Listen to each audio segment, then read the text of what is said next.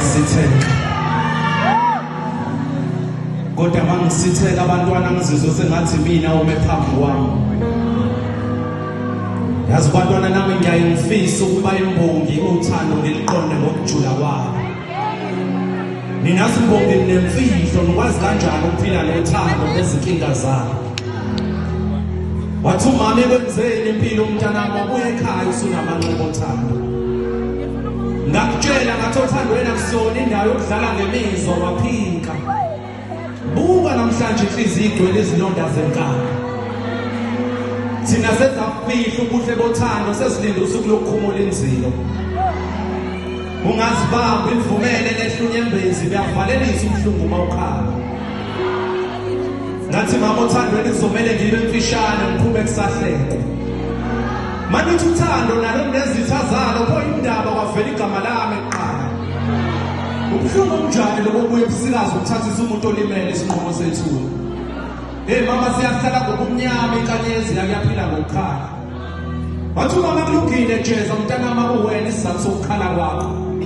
mina ngawuhlonipha ngenkathi ufulathela iziyalo zami umhlane wakho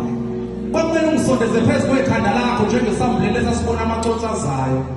wawukhela sibhekile umlilo womngazi namhlanje sibabe masele kushise langaba kumina njengomzala kubeke mahle lamanxeba osibuyele nawo sikhuza wakhetha ukubona ngomopho sisala kutshela wamthanda ngempela wayifihlela ukukhala kwakho ngakho sivumele thina sinoyihlo sikushayela ihlombo kopha kwakho busaba mntanami umngozi wokuthanda umuntu onenhliziyo engenalo uthando lwakho ngenkathi ukuvaleka amehlo sambona thina sondeza izinyembezi zakho wakuphendula umuntu engane enye indoda umnyaka kwesinye isikhathi ngokumthemba ngokusaba umuntu ongamazi usanenhlanhla abantu othandweni bafa bangaphinde bavuke usihlobo wabamba indoda yakhe ilele nenye indoda kwakhe wathi umyeni wakho umxolele nkosikazi ukufihlela ngemizwa olengise njengami lo mhlaba mkhulu maningi amacala afihlwe ngaphansi komhlabathi